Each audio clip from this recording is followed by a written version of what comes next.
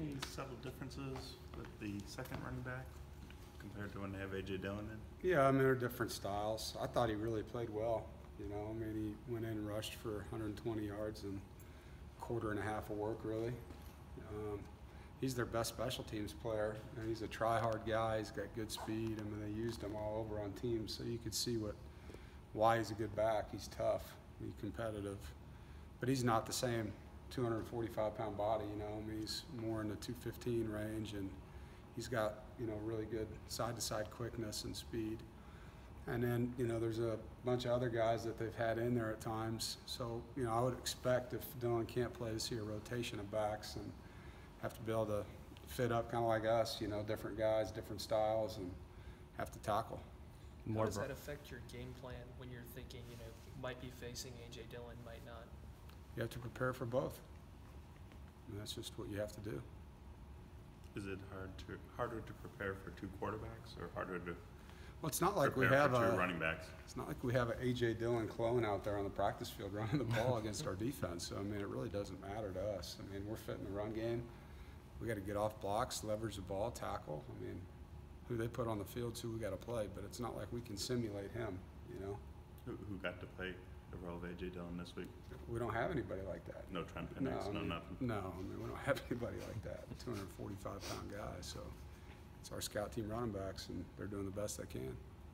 Did it register with you that Emeka made a play at the goal line last week against Virginia, the way that he kind of went after that ball and really with the two hands and secured it and pulled it away from the other defender? That was a big-time catch.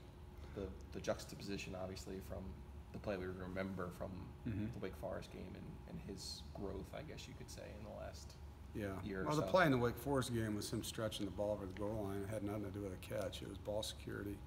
I mean, the thing that you love about him is just how competitive he is right now. All the contact catches he's made this year have been impressive. I mean, he's gotten hit, he's fought for balls, and he's won most of his share of those plays. So his competitive spirit and ability to make a contact catch coming back to the ball has been really impressive for a young player. He took that game so hard. Oh, yeah. By the time you got to him, did you have to pick him up, or were enough of the teammates around to kind of? Yeah, I mean, he got picked up by planet Earth, to be honest. I mean, everybody felt for him, and all the Wolfpack fans, you know, I thought were really awesome. Wishing him the best, you know, with what he said. And for me, it was just encouraging him along the way, and he bounced back quickly.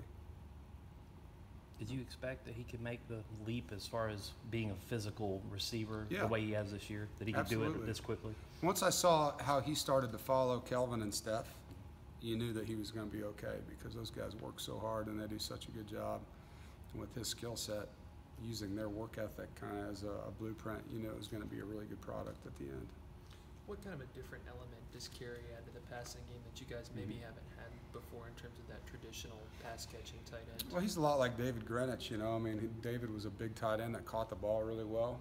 And, you know, Carey's a little bit differently built, you know, so he can get in and out of spaces maybe a little different. But the ball-catching part of it's similar to what we had with David. And obviously, his ability to track the ball, I mean, that was a great catch for his first career catch. That was pretty special for him to be able to get that one in. And you know, he's versatile. In high school, he was a wideout, you know, so he's played a lot of places on the field and doesn't feel uncomfortable in any of them. Have you stressed to the special teamers the importance of what this week could be for them? Yeah, absolutely. I mean, it's an area that BC struggled in, and other than their returner, you know, I think he's really, really good. It's an area that we won last year, you know, blocking a punt against them, and that helped us in that game on the road. It's an area we need to play well, and I think we've kicked the ball well in the last 2 weeks, and we still need to cover and tackle better, and that's a huge challenge against BC with who they have back there with Walker.